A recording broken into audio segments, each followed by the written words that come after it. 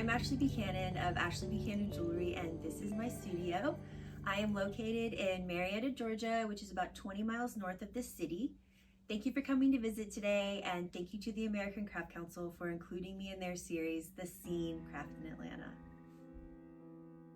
I'm the owner and sole employee of my business, which means every part of the process from designing and making to photographing and selling is done by me, and much of that is done right here in this space. I have been making jewelry and running this business for over 15 years now. I always knew I wanted to be an artist, but never really imagined that this would be my trajectory. My grandfather was an artist, and my father is a carpenter who had his own custom furniture and cabinetry business when I was a child.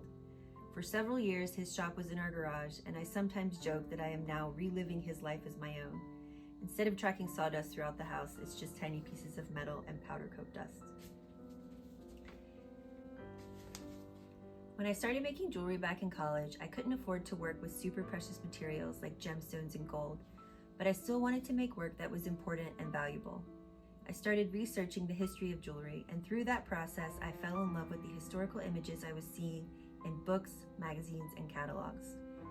I really enjoyed the process of discovering these treasures and ultimately creating pieces based upon them. I was playing with the ideas of value, perception, and representation in my work with humor, silhouettes, and inexpensive materials. Many of these themes have continued throughout my career and have pretty much become the baseline for my work. Using a clean contemporary aesthetic, I create pieces that reference iconic imagery, ornamentation, and historical jewelry. Every piece of my work begins as a drawing on paper. Some of them are direct silhouettes of existing pieces of jewelry. Some are developed based on common motifs such as a strand of pearls or a diamond-encrusted bow, but most are some sort of combination of the two. In some current work, I've been focusing more on simple singular components such as chain links, teardrops, and ovals, trying to transform them by exaggerating, repeating, and reworking that one shape into something that is fresh and new. For example, my folded series consists of many one-of-a-kind pieces that are all individually folded into highly dimensional shapes. Each form begins as one flat or multiple overlapping flat ovals. The oval is a classic shape that is consistently repeated throughout jewelry, from cameos to chains to stones, so I use it quite often.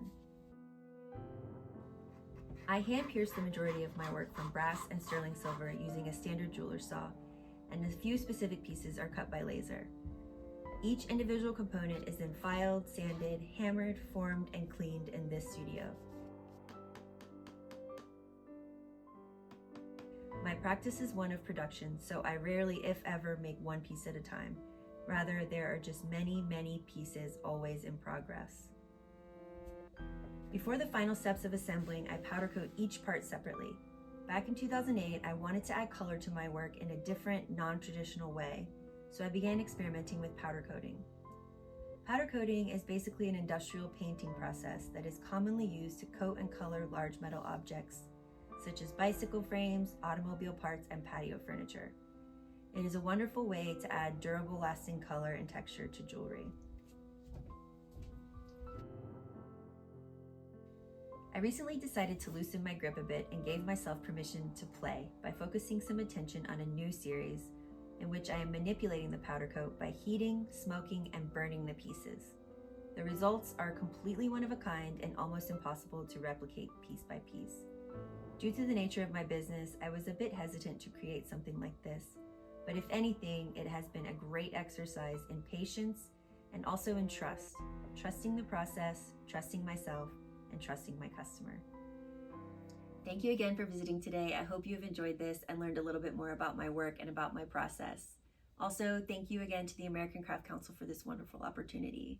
If you have any questions or you would like to see a little bit more of my work, feel free to visit my website, ashleybuchananjewelry.com. Goodbye.